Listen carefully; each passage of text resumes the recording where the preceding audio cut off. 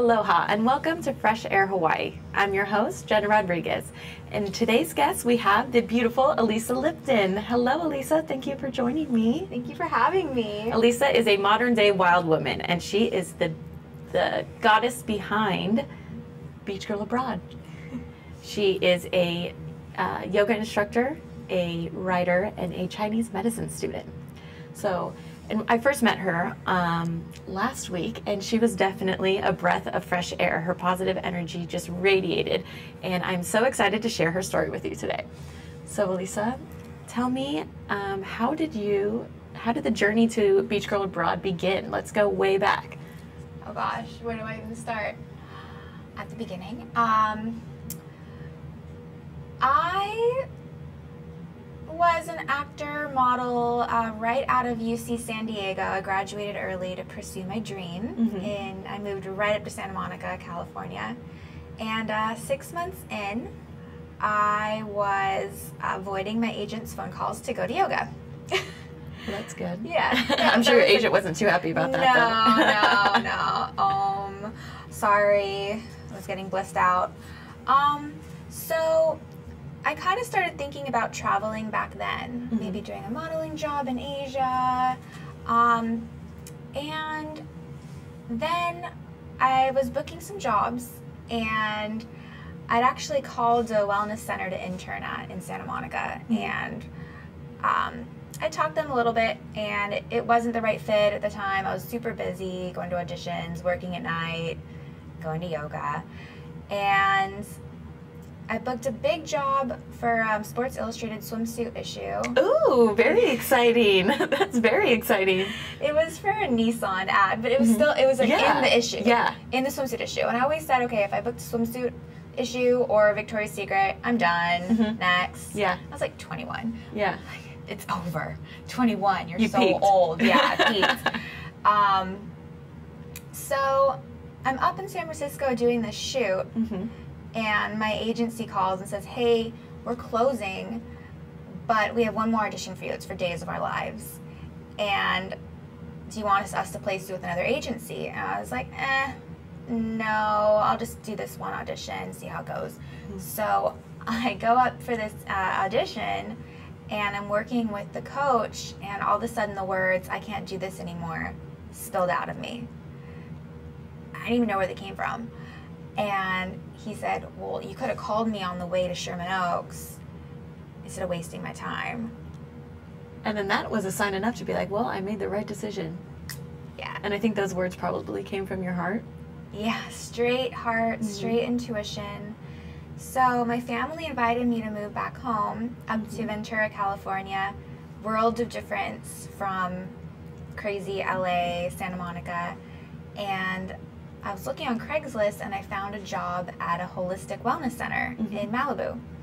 So I get there, and I'm just feeling so at home. I just, really gotten into the yoga in Santa Monica, and I was missing that. This was perfect. I was surrounded by Chinese doctors, integrative physicians, spiritual counselors, somatic psychologists, body-mind psychologists, and those practitioners became my friends.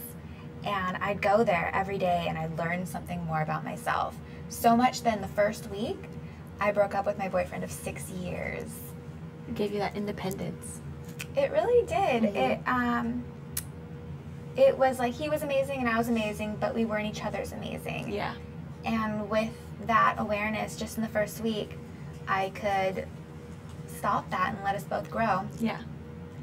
So this is where the love story part begins. Ooh, I love a good love story. I love a good love story. So as sweet as that boyfriend was, the old boyfriend, he was not happy about breaking up. And he actually said, you're never going to find anybody better than me. Yeah, because you're going to find yourself, and it's going to be so much better. Oh my God, it's been so much better. Let me tell you. So going down PCH, I'm like, oh my God, I'm free. We broke up on the phone. You're going to break up with me. You're going to break up with me, aren't you? Actually, yes, I'm going to. You're never going to find anybody better. Okay. And then, yes, I found my love, PCH. I love PCH. Wind in my hair, down the California coast. Nothing gets better than that. Sorry, Hawaii. I love Hawaii, too, though. Love Hawaii too, but PCH is nice. It's a whole nother world. It really is. There's something special. So 3 months later, I'm just doing my thing. I'm gardening. I dyed my blonde hair brown, going back to natural. I'm starting to garden. I'm walking down the beach in Ventura every single day. And I'm out with friends, and I never go out. I'm such a homebody. You know. I'm the same way. You are? And then when I go out, I'm like, this is why I don't go out. Too much. Take me back to my home. Yeah. I'm wordless after 9 p.m., you guys. I'm sorry, morning person. I enjoy sleeping. Yes, yes. So I meet this guy the one night I'm out, and this was what all the songs were about. It's like, oh my God, I feel something, I'm human. It was a summer of love. And I started writing about it. All these feelings, all these emotions, all the confusion, I just started writing just on a Word document, and I always saved it. And when that ended, I was so heartbroken. So heartbroken. It was a 3-month, just really intense thing. And my body started shriveling up. Like my heart was closing, my shoulders were going forward. I had acne bursting, and I was still doing yoga, and people were saying, you know, you just gotta punch it out, like whatever's going on with you. And I was hating myself. That's what was going on. So I knew I needed to go somewhere. It was very apparent. I was working at the Holistic Wellness Center. It was actually a rehab. I was like, I'm the one that needs to be checked in right now. I want treatment. And the practitioners, nobody really said anything directly to me, but every time we talked, I would say, well, I feel like maybe I'll travel. And they were like, yeah, I did this when I was younger, and it changed my life. I went to China, and I studied with this doctor. Changed my life. I went here, and I just put on a backpack, and I totally changed. Like, all this was change. I became a better person. I grew. I found my passion. And I'm sitting here, you know, like little skeleton of what I was, face broken out, just totally sad. And on New Year's Day of 2010, I opened up a bag of tea, you know, those yogi teas? Yeah. I got the saying, travel light, live light, spread the light, be the light. Oh my gosh, I just got the chills. That's beautiful. And did that give you the push to go explore? It did. And then I'm on Facebook. I'm looking at jobs. I'm in my little office at the center. Every chance I get, I'm like, okay, nobody's looking. I'm looking for jobs abroad. Something, just get me out of here. And then I'm on Facebook, and my friend posts, oh, jobs in Seoul, South Korea. Let me know if you want to apply. 4 weeks later, I was on an airplane. 4 weeks later. That's awesome. That's so awesome. And that's what social media does. That is what social media does. And that's what it should do. It should connect you to opportunities like that. It really, that is the thing I keep remembering every time I want to delete my Facebook. Oh yeah, there's good that comes out of this. Yes, exactly. So I'm there. It wasn't easy, you know, right at the beginning. I got really sick. I didn't know my way around. The language was weird. It was winter in Seoul. Seoul gets cold. How cold is it when you got there? Oh, maybe like -14. Here I am in Hawaii, and it's like 60 degrees. I'm like, oh my gosh, I need a jacket. Yes. I'm so cold. Exactly. So I'm there. I'm like, we don't know how to dress when we're from California and Hawaii. We don't know how to layer. Yeah. Like, one pair of socks is okay if I'm wearing Just shoes. get me a scarf and some boots. Yeah. So I had to learn how to dress. I got really sick, and that was when I started learning about Chinese medicine and Asian medicine. I finally went to the doctor, and she goes, you need to cover your chest. That's where the pathogens are coming in. You need to drink warm fluids. So backtrack a little bit to the day before I'm leaving. You asked how Beach Girl Abroad all got started, the actual Beach Girl Abroad. So I take a break from packing. My suitcases are heavier than me. I think I was maybe like 104 pounds at the time. And I probably had like 120 pounds worth of luggage. And I take a break, and I see my neighbor, Nancy, and she's a awesome, just happens to be a therapist. And she's also very intuitive. And she said, you need to start writing. Start a blog. They're all the rage right now.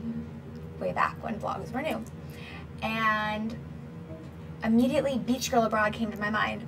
And, okay, I gotta go, Nancy. Her name's Nancy Sakachi, by the way. She's an awesome lady. Gotta go. Get to my computer. Okay. Got the blog up real quick, and I just started writing about packing and all the feelings that were going on. And why am I so attached to my things? I'm not gonna be able to get anything over there. Like, they don't sell shampoo. I'm bringing over shampoo this big. Yeah. Like 2 coats and socks, and like I'm gonna go live in an igloo or something somewhere far off. And that's how the actual blog got started, the writing. And it's so nice because I believe, I'm a blogger too, and I believe that blogging really gives you a new perspective on a way to look about things, because you're writing about them and you're sharing your experiences with your readers. And it's just so nice, like you said, when you came up with the idea of Beach Girl Abroad, you went back and you realized, why am I so attached to my things? And you started writing about it, and then it just poured out, and then you get into this flow and you're like, oh yeah, this is good, oh my gosh, and it just keeps going. And that is so awesome. That's so awesome. And actually, when we return, we are going to be talking about Elisa's passions and her passions in writing and yoga and all the things she loves to do in life. So stay tuned.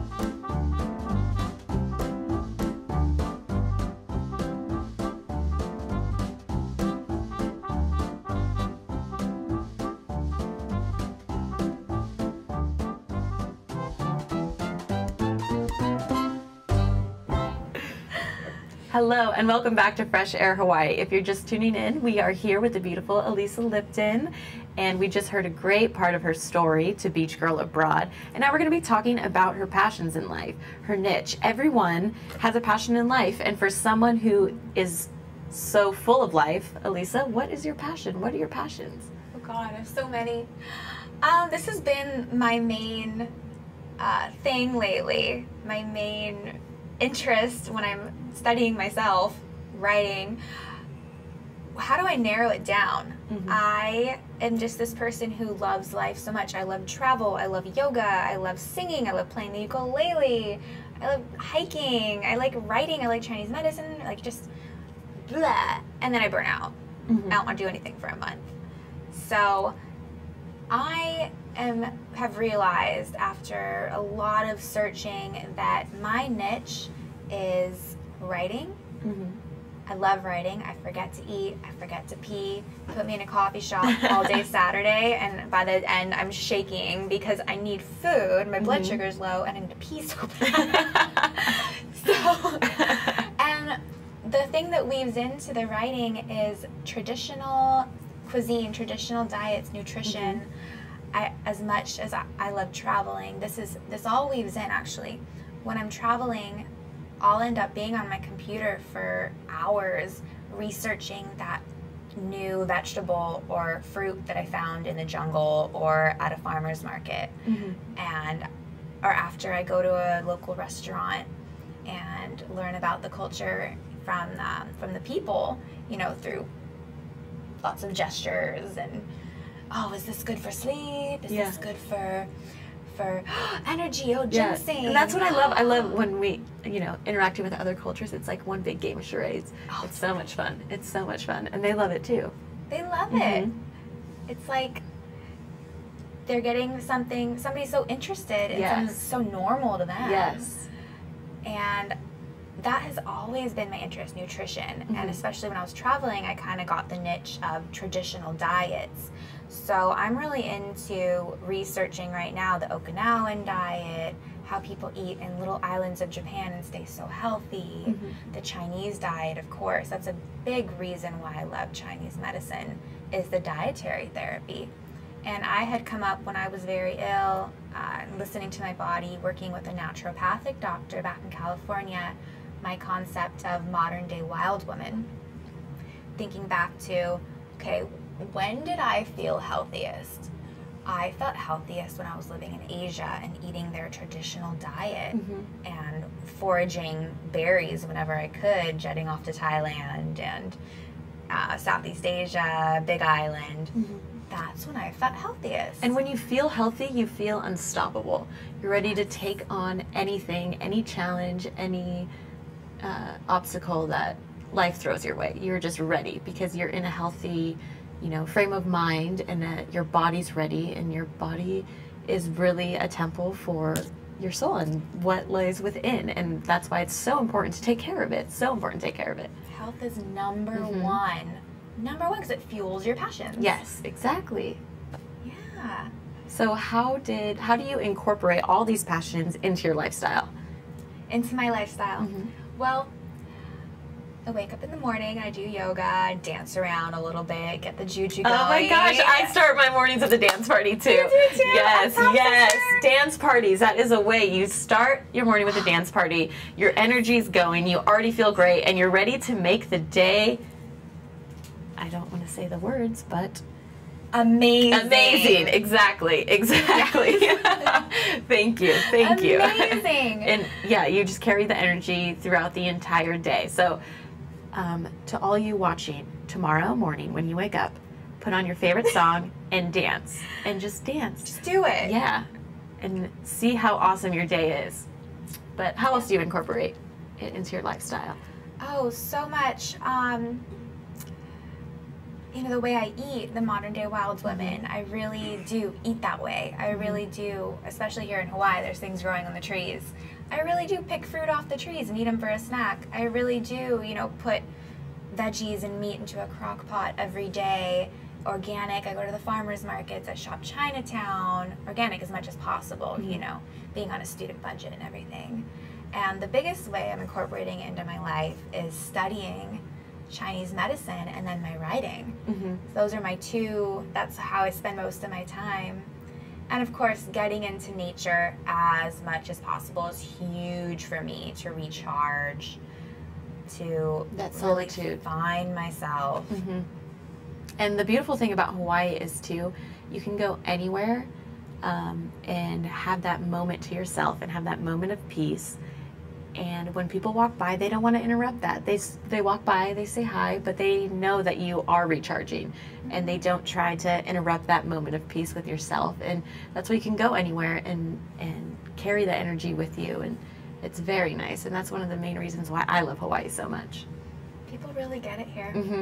It's very nice. And then, let's see. So what are some, you mentioned being on a student budget. Oh yeah. I find that very hard. My staple diet is bananas and peanut butter. I love bananas and peanut butter. My peanut butter things. Yes. So being a college student, how do you afford to, what are some of your signature dishes and some of your signature meals that you can't live without? I can't live without. Oh gosh, That are affordable. Crock pot is amazing. I suggest if you're a student, just get a little baby one. That's what I've got. And I just go to farmers markets, get, potatoes are a big thing for me, especially those Okinawan sweet potatoes. They're so good for you, and they keep you going. Coconut oil, I get a big thing of coconut oil off Amazon. It's like $17, and they'll ship it to you, and I think the shipping's included. Much cheaper than buying it, at the local stores. Yeah, and coconut oil, you could use it for beauty treatments too. Oh, not yeah, you just can use it around your eyes, your hair, your skin. It's I love coconut oil. I just made a garden box actually, and I sealed it with coconut oil. Awesome. What are you growing in your garden? Oh gosh, we've got basil, kale, collard greens, strawberries. I already said basil. parsley, and then the Suriname cherry is something I discovered in Kauai, on Kauai. I was staying at a farm there last June, and there was this big tree, and it had all these little red cherries, and the owner said, oh, have you ever had a Suriname cherry? And they're just these little sour babies, so they have them at my school. You eat 7 of them every day. They're supposed to prevent arthritis in Asian medicine. And I've been eating them and collecting the seeds, so hopefully they'll sprout. Oh, awesome. Awesome. So what are some other foods that you eat that benefit health, your health? I am a meat eater. I was vegetarian for a while, and I am researching this right now. I'm doing my own little research with backgrounds. As I said, I'm big on ethnic diets, traditional ways of eating. And I have this theory that people from certain backgrounds actually need meat. And maybe the fat off of meat, and this might be a little bit, how do you say it? When people get a little bit, that's not healthy, that's not healthy. But I suspect that some people might need the fat off of meat and butter. Because I felt so much better in Asia when I was actually eating the fat off of meat.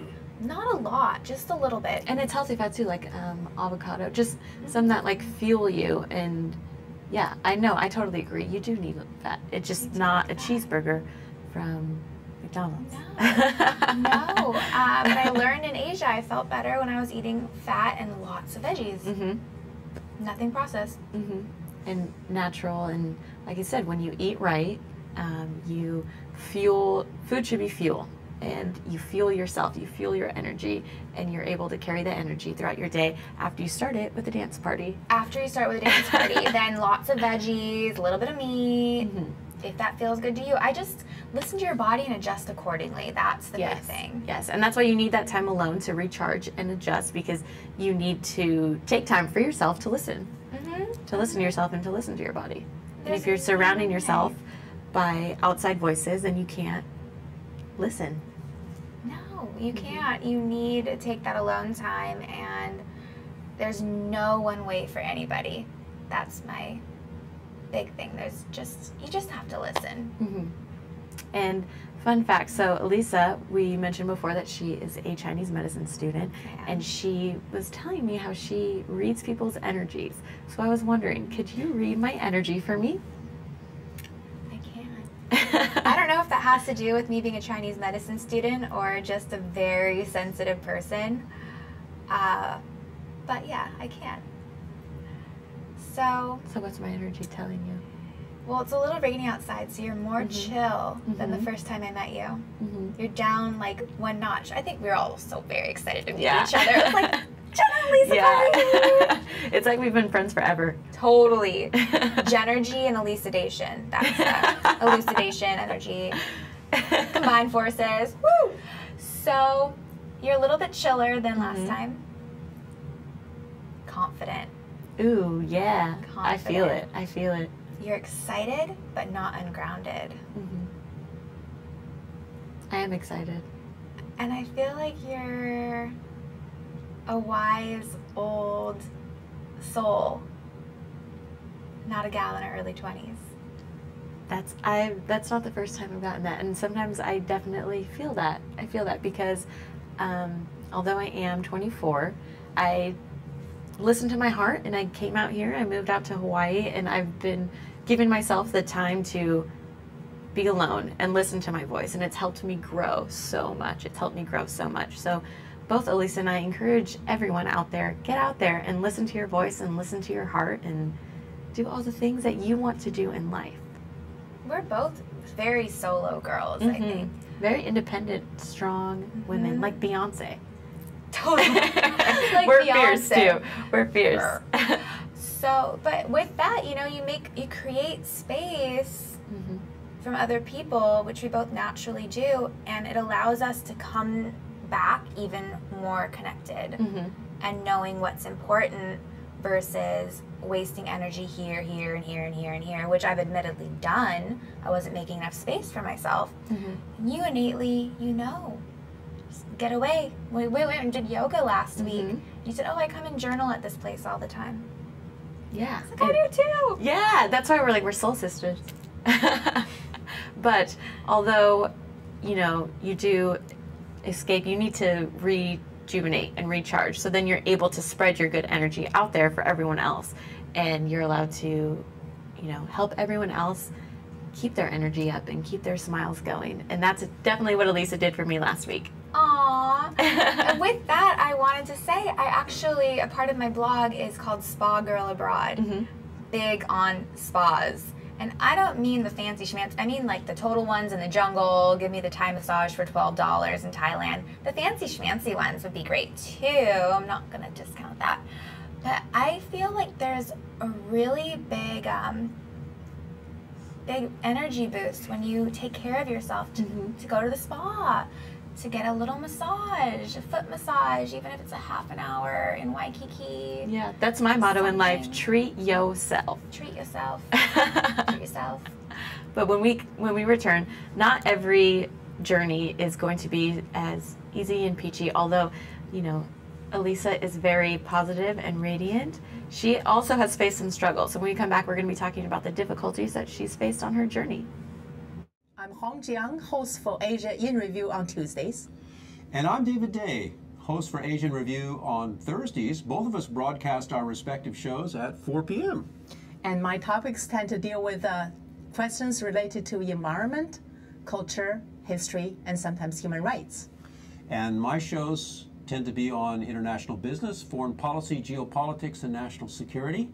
And you can watch our shows live on the ThinkTech website at thinktechhawaii.com. And you can also watch us on YouTube or Olalo. So come join us on Thursdays at 4 p.m. I'm David Day. And on Tuesdays at 4 p.m., I'm Hong Jiang.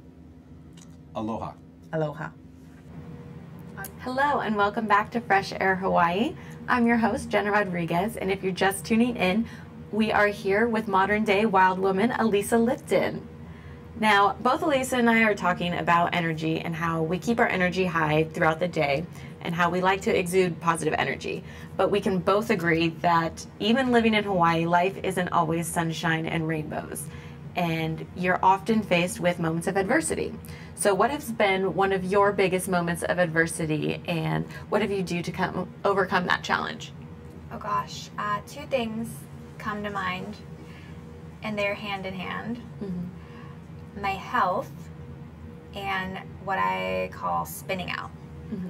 It's really easy on this island to say yes to everything. There's so much good energy. So many opportunities. If you don't surf all day, if you're not living that lifestyle, if you actually want to, do stuff here, there's so many opportunities. And I just want to go, yes, I want to do everything. I want to be here and I want to be here and I want to be here all at the same time. And my constitution is not the type of constitution that can handle that much. I really need my rest. I'm more the kind of person that needs to focus on just a couple things. So I got really sick here 2 times from this spin out. And in Western medicine, they call it adrenal fatigue.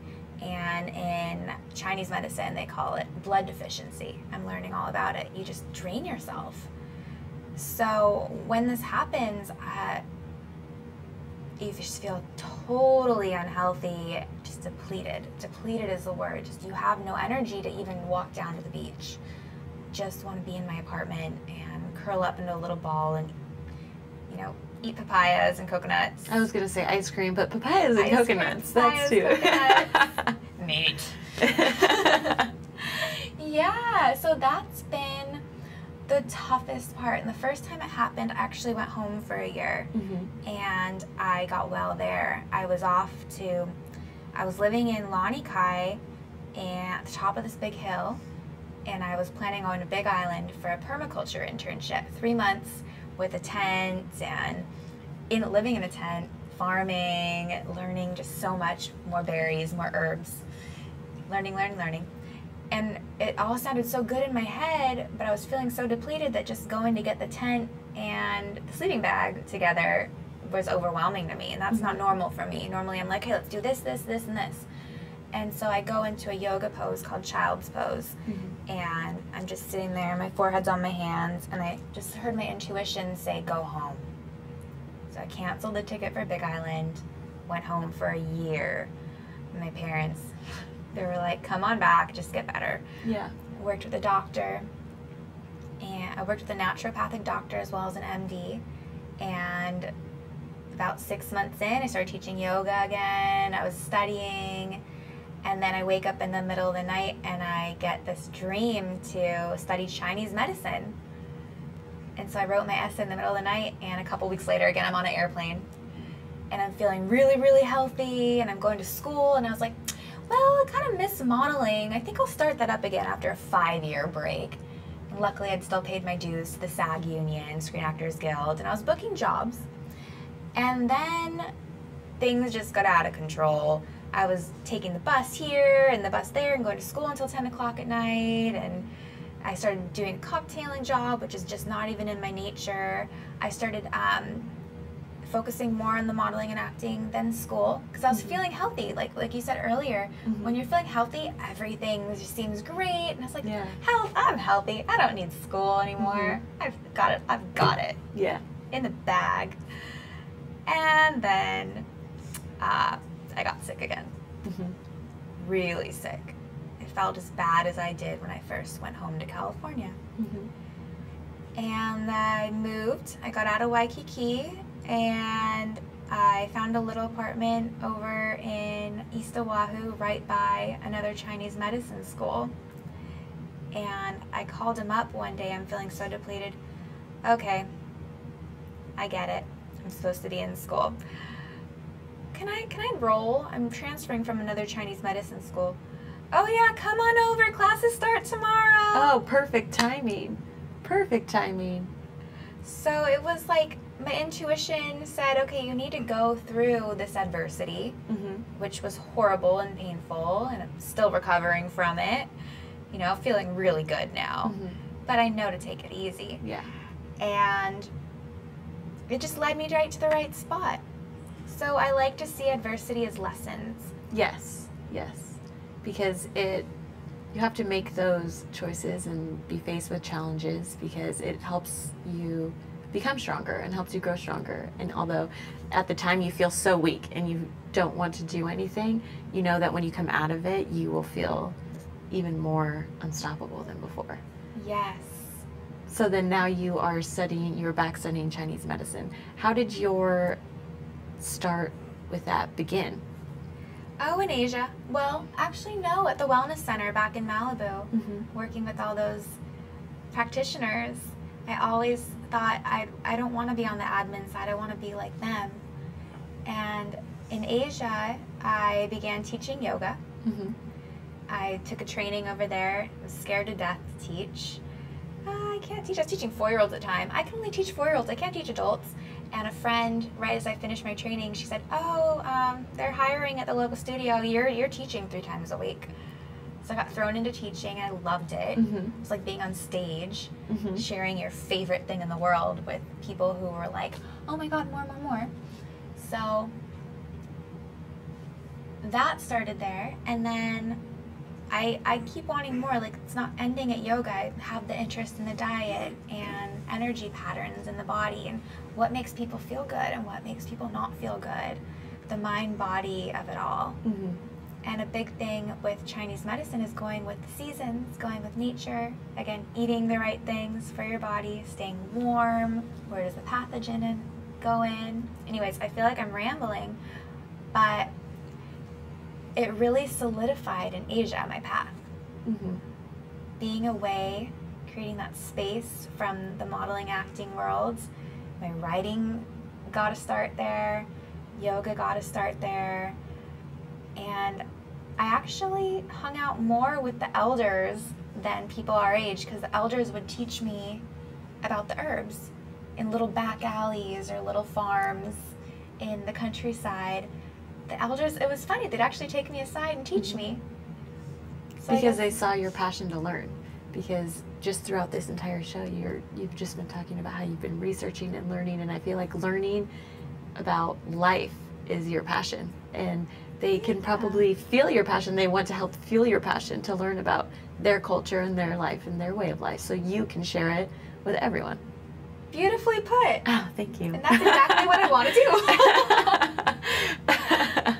That's awesome. That is so awesome. And then how did you end up coming to Hawaii? What made you move here? Oh gosh. So this keeps happening with Bali, actually. I keep going, I was going to go to Bali and do my yoga teacher training. And then I got this feeling that no, it's not right. And so I switched over, same teachers, but to Big Island of Hawaii. And I'd always thought as a little girl that I wanted to live in Hawaii. Always. So I'm in Asia. I remember it was the winter there, and I was like, okay, I'm going to save up for something awesome. And I wrote Hawaii with a little dolphin. I always sign with a dolphin at the end of my name. It's just my thing. And I went to this yoga teacher training on Big Island. It was a month, most special month of my life. Most awesome people. You know, there was things growing on the trees, so I'm sold. Yeah. Easy, done. And I took 2 weeks on Maui and 2 weeks here on Oahu, just staying at hostels, couch surfing, Airbnb, really, you know, affordable ways of doing this. And then I went and stayed on a friend's couch in Santa Monica. And every morning it was, well, maybe I'll move to Hawaii, maybe I won't, maybe I will move to Hawaii, maybe I won't. And then one day I'm like, no, I'm going. And so I put my car in a Matson box, and I bought my ticket. And of course, the guy from 3 years ago, the original Jay, where the love stories start, the broken-hearted. On PCH? On PCH. No.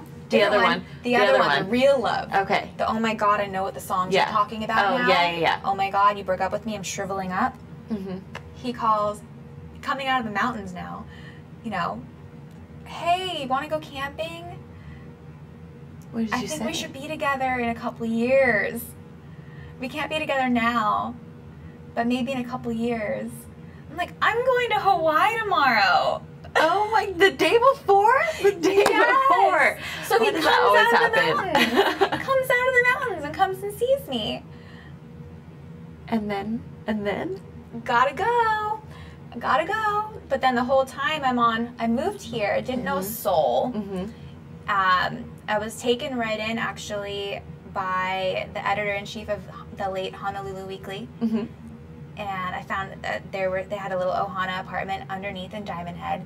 It was such the perfect neighborhood for everybody's a writer, everybody's an entrepreneur, and they were letting me, you know, write for Honolulu Weekly once in a while. They featured my yoga in it, and I started teaching right down the street with another yoga, donation-based yoga group, where we did our yoga the other day, and it was like the island just kind of took me in.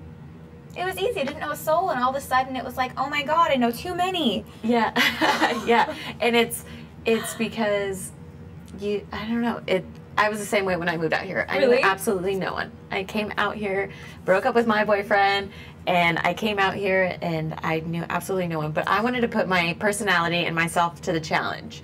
And it's a really good challenge. And then it gives you the confidence of, hey, you know, like I have this voice that people want to listen to and people like me. I'm pretty awesome. So let's keep going. You're a badass. Thank you. Thank you. I like to think so.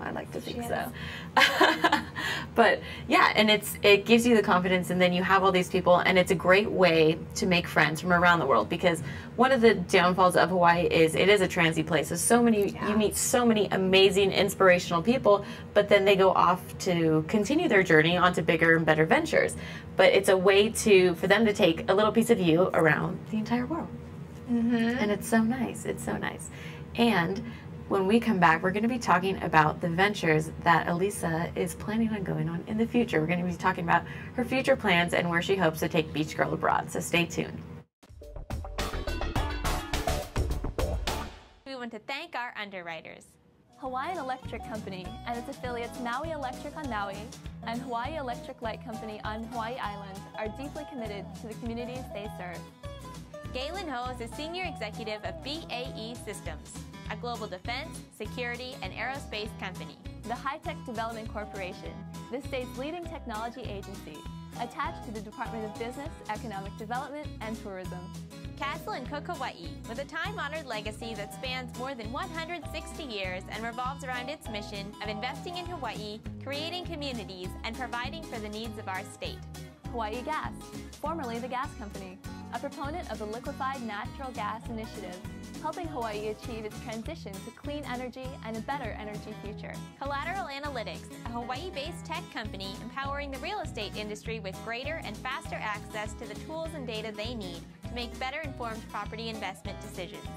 I'm Nicole Horry. Thanks so much for joining us on Think Tech. I'm Maria Kashem.